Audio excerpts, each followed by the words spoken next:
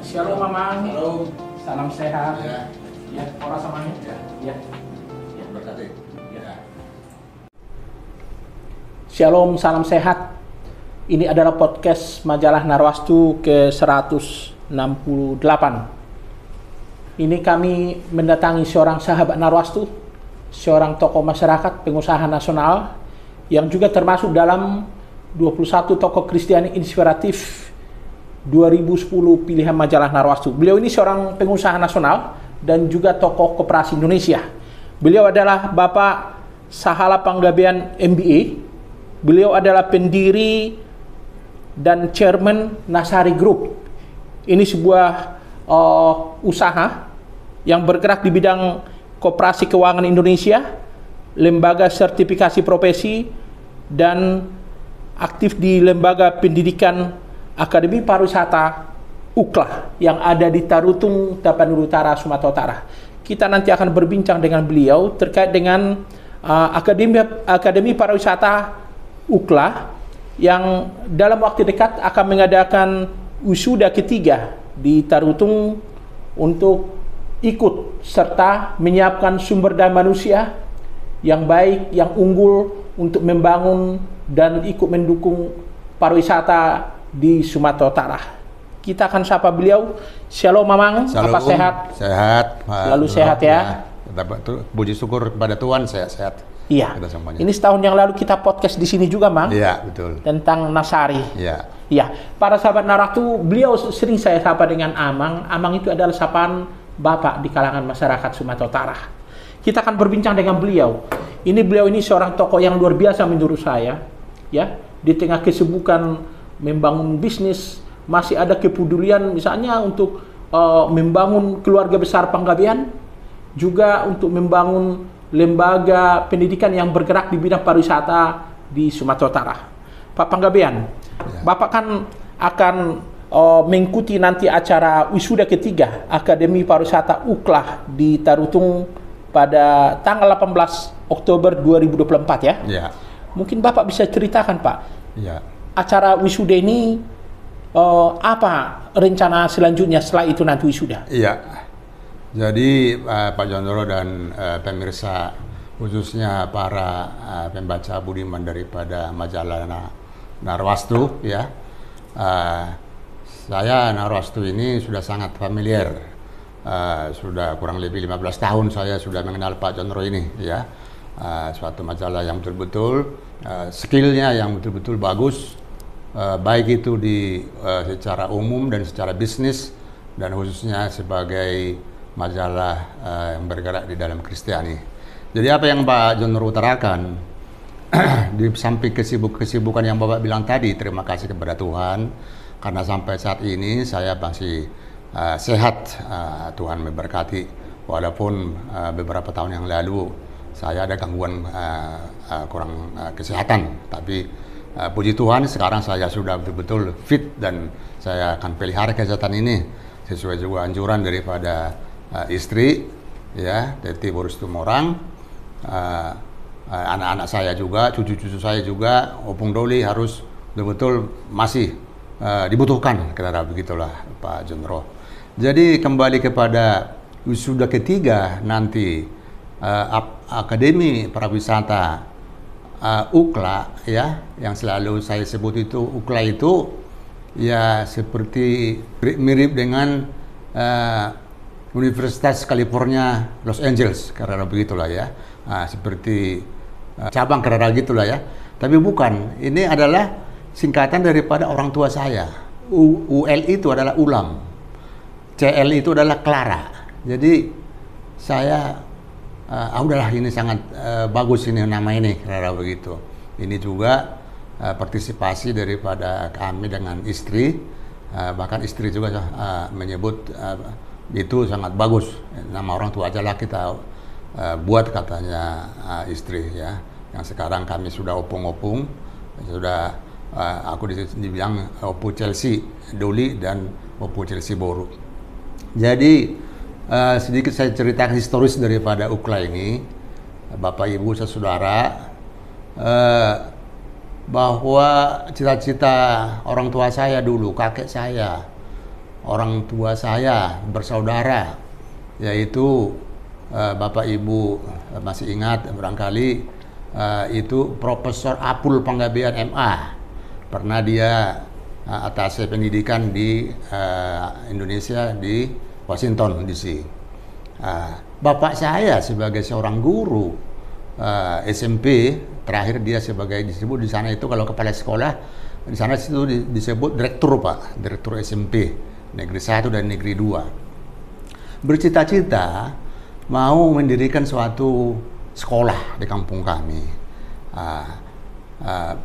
Apa sekolah apapun itu, apa SD, apa STM, atau apalah pada waktu itu. Tapi saya ikuti tidak kejadian pada waktu hidupnya. Saya berpikir, waduh, cita-cita orang tua ini sangat mulia, saya lanjutkan. Jadi saya memberanikan diri untuk mendirikan sekolah ini. Kenapa, Pak? Saya bercita-cita menjadi Akademi Pariwisata tadi yang kita sebut UKLA itu, karena sudah kita tahu bahwa pemerintah sudah mencanangkan 5 super wisata dunia yang sangat termasuk dikagumkan dan akan dilaksanakan secara bertahap, yaitu Danau Toba, ya, terus Borobudur, ya, di Jawa Tengah, Candi Borobudur, ya. Tetapi yang paling utama begitu dicanangkan bahwa Danau Toba menjadi super prioritas dari 5 itu, ya, Candi Borobudur, Labuan Bajo lagi, ya, dan lain sebagainya lah, ya. Begitu dinyatakan Danau Toba ini super prioritas wisata dunia, saya sudah langsung terinspirasi bahwa nanti perkembangan Danau Toba ini akan begitu besar. Kalau kita lihat Bali begitu, ya, tapi kembali lagi bertahap barangkali nanti untuk bisa ini. Saya langsung terinspirasi, bukan lagi sekolah STM, bukan lagi sekolah SMA, dan lain sebagainya. Saya tergerak menjadi sekolah atau Akademi Pariwisata, menyongsong ini. Karena kembali kita lihat, Pak, infrastruktur sudah terbangun. Sebagaimana kita tahu, infrastruktur itu kan jalan tol, membangun lapangan terbang, pelabuhan laut, hotel-hotel, semua sudah akan ada investor. Bahkan terakhir ini sudah beberapa hotel berbintang di kawasan Danau Toba dan sekitarnya. Tapi infrastruktur SDM jangan lupa gitu, Pak. Ya, ini salah satu sumber daya manusia yang betul-betul kita butuhkan dimanapun bidang kegiatan daripada usaha-usaha kita ini. Saya tergerak itu, saya buka, Pak Jonro, saya buka ini bukan karena saya mampu, ya. Saya banyak duit, bukan, Pak, ya. Tapi kembali lagi, saya memberanikan diri, kalaupun saya berani memberikan diri, pasti banyak orang yang akan membantu saya. Kira-kira begitulah motivasi saya. Saya dirikanlah itu, Pak, tahun 2019. Saya dirikan, tahu-tahu COVID datang, 2020 tersentak ya kurang begitu lancar lah. Tapi kembali lagi pada wisuda pertama itu sudah ada 8 orang, wisuda kedua 27 orang, wisuda ketiga nanti tanggal 18 bulan ini hari Jumat ada 12 orang. Jadi saya pikir nggak apa-apa, kita sabarlah walaupun masih jumlah sedikit begitu. Karena kembali teman-teman saya menyatakan itu, Pak, kok Pak Sahala ini berani mendirikan sekolah atau perguruan akademi di sana itu, apakah kalau dinyatakan pariwisata itu kan pelayanan, Pak, ya, service excellent, bagaimana kita bahasa dan tata krama dan lain sebagainya gitulah, ya. Ini datang teman, kok berani banget. Biasanya orang Tapanuli itu orang suaranya keras-keras gitu, ya kurang apa namanya, kalau orang di luar Tapanuli itu seperti berantem ngomongan, kalau orang Tapanuli itu ketemu katanya. Terus apakah bisa melayani? Banyaklah Sasus dan sebagainya itu. Adalah dia bilang ya seperti serupa-serupa dengan penipu lah kira-kira gitu. Karena kenapa? Apa penipu? Ada suatu taruhlah buah-buahan satu keranjang, dibikin yang bagus-bagus ini di atas ini, tapi di tengah, di bawah yang busuk gitu. Terus dia tidak jujur di dalam suatu etika bisnis kira begitu lah ya. Ada juga harganya langsung dilihat ini bukan orang di sana, atau apalagi orang-orang asing datang ke sana, orang bule gitu ya. Wah, udah tinggikan aja harga itu nggak berapa kali datang ke sini itu. Jadi itulah teman-teman saya yang bilang begitu. Iya. Kemana Bapak di sini? Jadi pelan-pelan saya bilang, saya seorang Kristiani, saya bilang, Tuhan Yesus datang ke dunia ini bukan untuk dilayani, untuk melayani kok. Jadi mari kita melayani siapa yang datang. Terus saya bilang lagi, Pak, ada istiadat Batak itu adalah soba masangap marhula-hula, artinya pihak dari istri kita harus kita hormati, manat merdonga tubuh, kita panggabean sama-sama, marga panggabean harus kita hati-hati, jangan kita sombong walaupun kita ada jabatan, kekayaan dan sebagainya. Kita ini harus menghormati. Dan elik merburu, artinya elik merburu itu adalah dari pihak kakak kita perempuan yang kawin sama pam lain. Kalau kita ada hajatan, ada acara suka duka, ini mereka ini yang sebagai pelayan parhobas gitu ya. Jadi di sini juga yang datang turis itu juga ale-ale ya, sahabat-sahabat kita. Jadi kita juga hormat kepada mereka. Jadi adat juga, agama juga mendukung, adat juga mendukung. Jadi saya menyatakan itu nggak ada hambatan, saya bilang begitu. Tapi memang ini harus revolusi mental. Itulah pendidikan itu, Pak. Jadi begitu aja Pak Nyoro yang saya sebut dulu di sini, bagaimana terwujudnya ya cita-cita tadi itu. Sampai sekarang sudah ketiga kali inilah wisuda yang ketiga.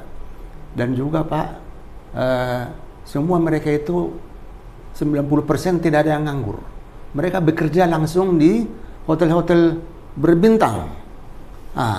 Inilah sangat saya kagumi. Ya, saya catat-catat di sini. Mereka ini sudah kerja di mana gitu ya? Sudah kerja di Lambersa Toba ya. Lambersa ini sudah 3 hotel bintang 5 ini Pak, lagi dibangun. Lambersa Balige, Lambersa Samosir, dan sekarang saya dengar itu Lambersa di Sibisa, di Perapat gitu.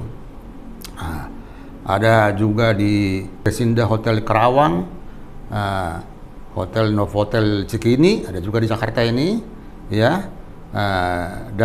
Damar Toba Hotel, ya. Terus ada lagi di Grand Hotel by Wilson Batam, Emirat Hotel Medan, Damai Toba Hotel, dan Manhattan Hotel Medan. Jadi mereka ini nggak ada yang nganggur, terpakai semua. Itulah cita-cita yang saya banggakan, Pak Jonro. Kalau sudah tidak ada yang menganggur, itulah yang selalu saya pertaruhkan, kualitas. Bagaimana mutu daripada akademi kita ini, kualitasnya terbukti. Mereka tidak ada nganggur, langsung diterima di hotel-hotel bekerja gitulah, ya. Jadi kembali nanti Danau Toba ini menjadi super wisata dunia. Ya. Jadi waktu Bapak dulu membangun Akademi Pariwisata UKLA ini ada berbagai kajian ya, dari sisi sosial, spiritual, kemudian pakar-pakar pariwisata Bapak libatkan. Iya, betul. Karena dosen-dosen kita sesuai dengan proposal kita ini, dosen-dosen kita Pak sangat saya seleksi untuk betul-betul bisa menambahkan tadi yang saya bilang itu yang berkualitas tersebut, Pak ya. Jadi dosen-dosen kita juga yang sudah berpengalaman, kita lihat di sini dari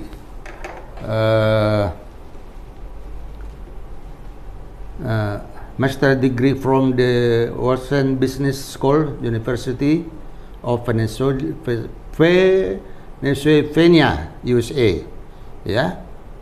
Master degree from the Ohio State University, Federal College Business USA, Master Business of Business Administration from Devry University Killer Business School in Los Angeles, USA, Master degree from University of Gribel, France, Magister Manajemen Universitas Pajajaran Bandung, Magister Manager Universitas Indonesia, Pendidikan Tinggi dari Universitas Sains Malaysia, Magister Terapan Pariwisata dari Universitas Gadjah Mada, Magister Manajemen dari Universitas Sumatera Utara, S2 Pariwisata dari Universitas Udayana Bali, S2 semua ini Pak ya, dari Perhotelan Politeknik Wisata Bandung, Perhotelan Sekolah Tinggi Pariwisata Trisakti, Perhotelan Politeknik Pariwisata Sahid Hotel. Kira-kira begini Pak dosen-dosen yang kita tempatkan di sana gitu. Begitu ya. Jadi ya mudah-mudahan ini semua bisa cara bertahap tadi yang saya bilang tadi itu bisa berkembang. Ya. Lalu nanti setelah wisuda ketiga ini apa rencana Bapak selanjutnya?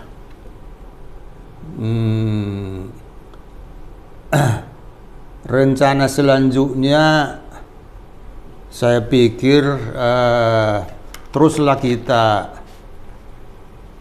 mengembangkan ini Pak ya, secara kualitas tadi sudah kita sebut, berinovasi terus ya, kemampuan mengaplikasi keterampilan dan pengetahuan di dunia industri pariwisata, meningkatkan kemampuan penguasaan mahasiswa di dalam bidang perhotelan. Sekarang ini Pak sudah kita tingkatkan setahun yang lalu menjadi Politeknik Bisnis Pariwisata, Poltek Bispar itu sekarang namanya. Ya, jadi melalui digital juga kita kembangkan lagi, mengasah dan meningkatkan kemampuan mahasiswa-mahasiswa ini kepada industri pariwisata secara digital. Ya, sekarang ini kan sudah waktunya kita dengan familiar dengan digital, meningkatkan kualitas program studi perguruan tinggi, melengkapi sarana prasarana, membangun kampus terpadu yang dilengkapi dengan hotel bintang sebagai tempat praktek serta fasilitas yang diperlukan untuk proses belajar dan mengajar.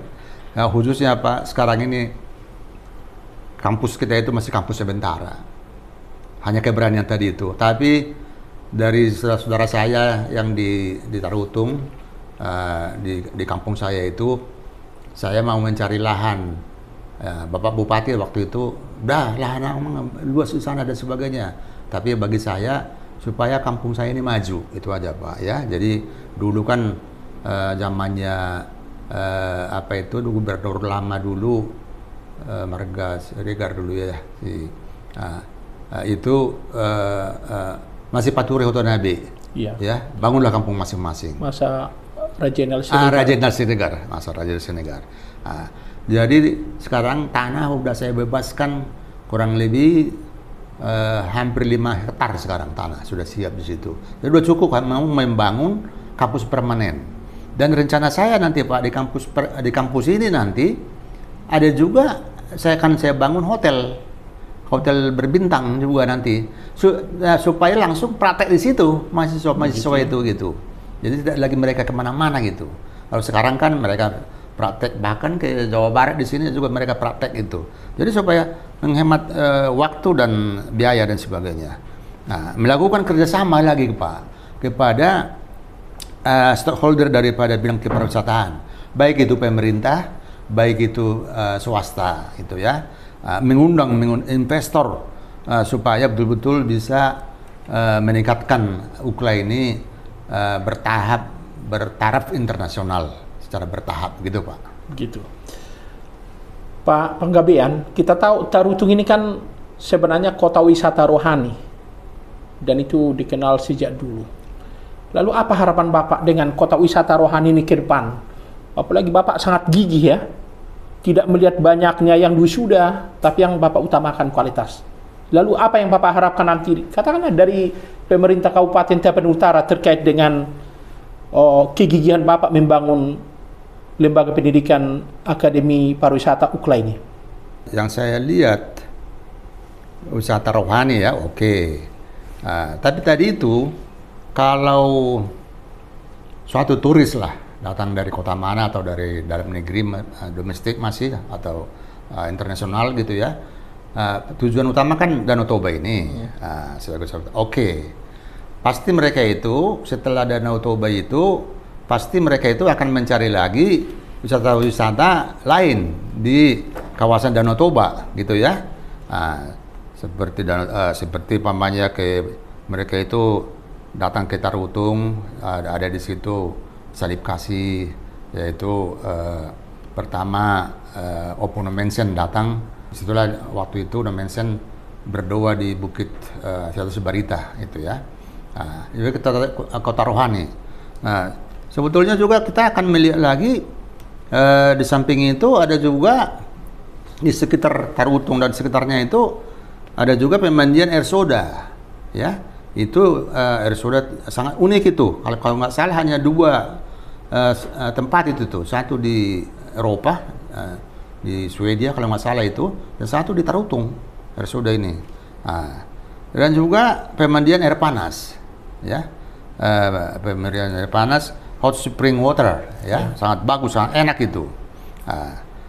Pemandangan juga di Muara gitu ya. Terus kita kalau dibilang wisata rohani, kita juga jangan lupa Pak bahwa saudara kita yang Muslim itu baru situ sangat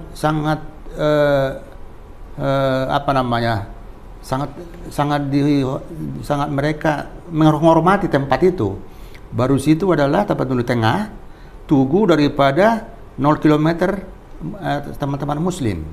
Bahkan waktu saya ke Pak Wakil Presiden Profesor Dr. Maruf Amin sekarang, yang pernah saya tulis buku beliau, The Maruf Amin Way. Oh ya Pak Salah, aku belajar dari Barus itu. Barus itu adalah startnya kepercayaan Muslim. Jadi di daerah Tapanuli dan sekitarnya itu sangat rohani gitu ya, sangat baik itu Kristiani, baik itu Muslim gitu ya. Jadi ini sebenarnya sangat potensial dimanfaatkan untuk pengembangan wisata Pak ya? Iya betul, masih banyak. Ada Sibiu Tapanuli Selatan, ada AXI Journey Tapanuli Selatan ya. Dan terakhir ini Pak, kita syukuri kepada Tuhan Kuasa, ada apalagi hula-hula kita itu Bapak Sudung Sitomorang gitu ya. Itu membangun patung Yesus di Sibiabea, Samosir yang diresmikan oleh Paus Fransiskus. Sudah didoakan ya di kedutaan daripada Vatikan ya. Kalau saya itu sudah didoakan dan sangat terkesan saya lihat di video itu bahwa kiranya bertambahlah yang percaya dengan tadi wisata rohani yang Bapak bilang tadi itu. Jadi baik juga Kristiani, baik juga Muslim, sekitar Tapanuli Raya itu ada di situ semua. Iya. Terkait dengan itu, apa harapan Pak Panggabean kepada pimpinan gereja di sana, tokoh-tokoh masyarakat, cendekiawan, termasuk pemerintah Kabupaten Tapanuli Utara untuk mendukung pengembangan Akademi Pariwisata UKLA ini? Karena gimana pun juga Bapak tadi sudah paparkan potensinya begitu besar. Cuma bagaimana kita mengembangkan kan begitu. Gimana Pak? Jadi begini Pak, kita memang agak panjang ini ya, menarik juga ini. Saya sangat bahagia dan berbunga-bunga hati saya kalau sudah dinyatakan Apar UKLA atau sekarang sudah ditingkatkan menjadi Poltek Bispar UKLA gitu. Jadi saya juga sudah sangat mendekati Pak gereja-gereja di sana. Bahkan saya sudah menghadap gereja kantor pusat, pernah saya menghadap Eporus, semua organisatoris sarung pusat, gereja-gereja dan sebagainya. Saya udah ke Samosir dan sebagainya. Saya menyatakan di situ bahwa tolong gereja juga ikut campur. Bagaimana mengembangkan pariwisata? Yang saya mau nyatakan di sini, Pak, revolusi mental itu, yang saya bilang tadi itu. Kenapa orang Tapanuli itu nggak bisa melayani dan sebagainya. Jadi revolusi mental ini juga gereja harus turun menjelaskan bahwa kita ini, yang saya bilang tadi itu pelayanan, karena pelayanan, kebersihan, sopan santun, itu aja kok. Jadi baik itu ke gereja, baik itu ke pemerintah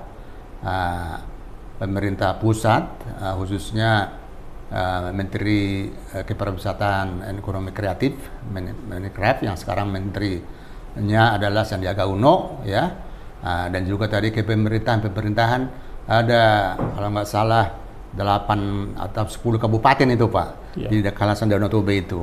Jadi waktu itu saya sudah bikin suatu pertemuan memperkenalkan UKLA ini, kira-kira ya awal-awalnya lah 3 tahun yang lalu lah ya, saya perkenalkan itu bahwa kita sudah ada Akademi Pariwisata di sini. Mereka datang, walaupun mewakili adalah sebagian dinas pariwisatanya, kepala dinas. Termasuk di situ tokoh-tokoh masyarakat juga. Tokoh-tokoh masyarakat juga termasuk di situ. Ya.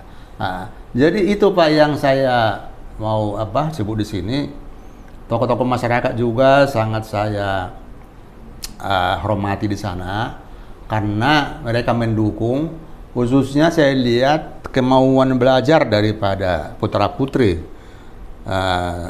Tapu lah ya, khususnya Tapanuli Raya lah ya, saya bilang itu ya, termasuk Taput, Humbahas, Toba, Samosir, Simalungun, Dairi, Karo, Papak Barat, dan Nias kan sudah kabupaten ya, sama Tapsel dan Tapteng gitu ya. Mereka mendukung semuanya. Bagaimana ini? Hanya tadi itu hambatan, agak lambat saya lihat. Kenapa? Bahkan beberapa tokoh berdiskusi saya, kita juga sudah kerjasama kepada Badan Otorita Pengembangan Danau Toba. Sudah ada badan pengembangan itu, badan otorita gitu, sama seperti Batam ya barangkali.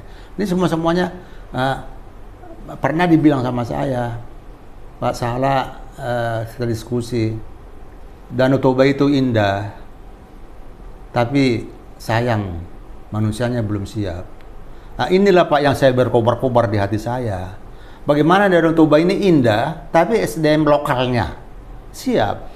Jadi mempersiapkan SDM-nya Akademi Pariwisata UKLA lah yang Bapak mau dedikasikan. Iya. SDM-nya tidak siap. Jadi saya bilang oke deh. Biar nanti endingnya kita lihat nantilah. Walaupun sekarang ini tertatih-tatih yang saya bilang tadi itu. Karena berani Pak Sahala, orang Tapanuli itu tidak bisa melayani. Ya, ngomongannya kasar-kasar, persahalian, hanya sekali pukul. Artinya persahalian itu sekali pukul. Orang pada kapok gitu dan sebagainya gitu. Tapi saya nggak apa-apa, saya coba dulu. Jadi Pak Nyoro, ada teman, apakah Bapak tidak membangun asrama mahasiswa itu? Saya tidak, sengaja saya tidak membangun. Walaupun bangunan ada asrama itu sederhana ya. Seperti perumahan murah lah supaya ini. Tidak. Kenapa? Karena pikiran saya begini, Pak. Supaya mereka di mana mereka tinggal, ilmu pariwisata ini ditularkan kepada mereka yang tinggal di lingkungan itu. Gitu ya. Pamannya di kampung di kampung B, di kampung C, mereka mahasiswa ini tinggal di sana. Jadi apa ilmu-ilmu itu nanti, bahkan di sana itu ada satu daerah yang saya coba di daerah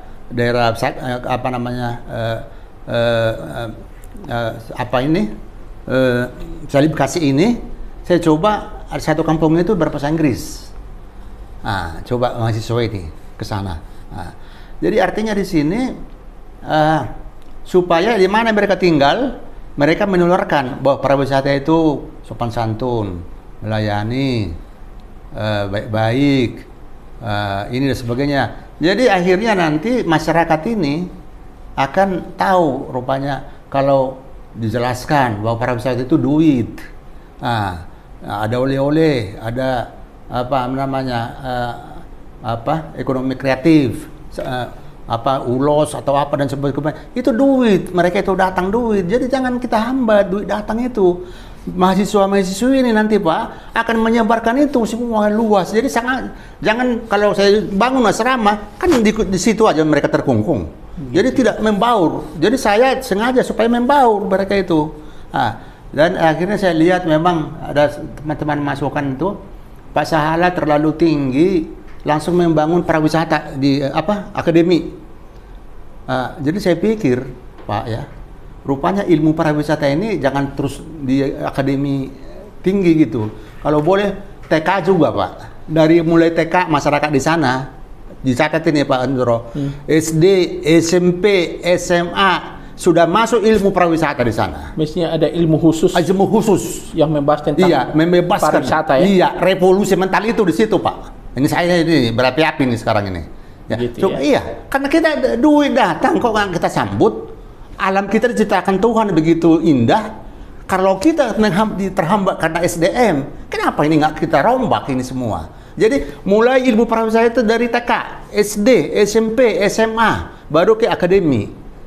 Gitu ya. Itu Pak yang saya lihat. Pak Sahala, menarik sekali yang Bapak sampaikan ya.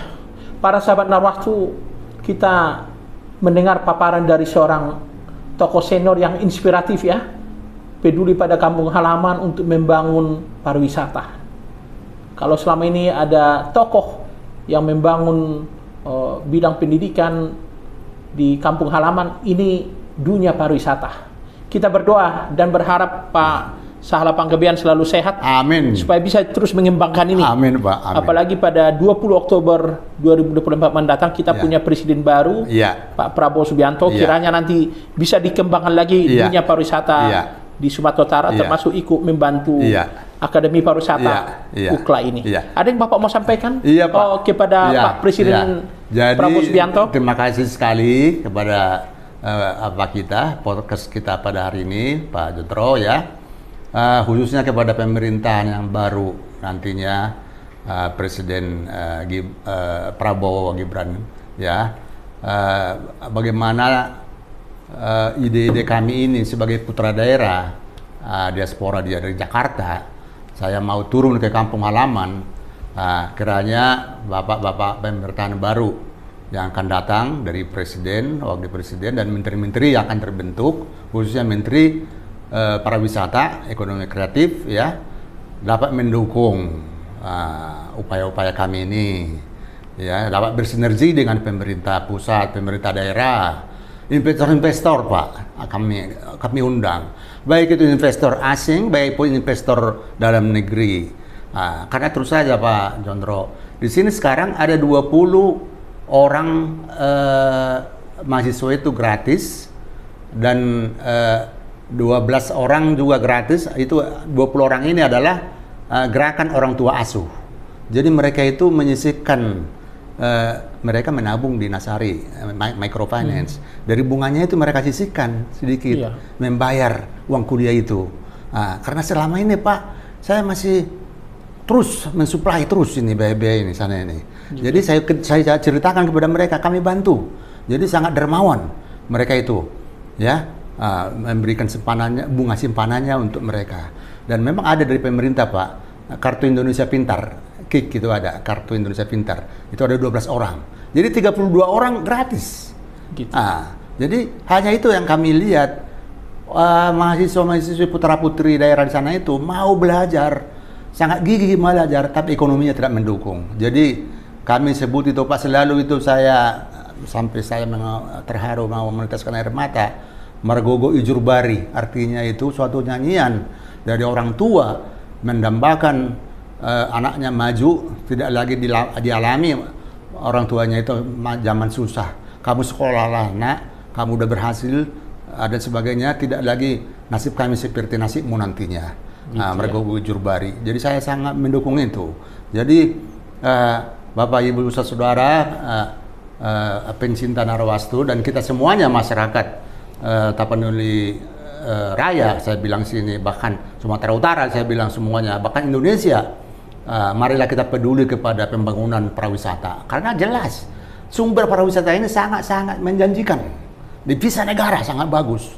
Jadi jangan, saya tidak mau, nggak maju, Danau Toba itu indah, tapi SDM-nya tidak siap. Lokal, apalagi SDM lokal. Aku akan, itu Pak, yang membakar jiwa saya itu.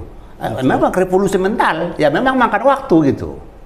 Nah, jadi marilah kita bekerja sama membangun Tapanuli, semua Tapanuli Raya lah maksud saya, khususnya Tapanuli Danau Toba sekitarnya, Tapanuli Raya lah saya bilang itu ya.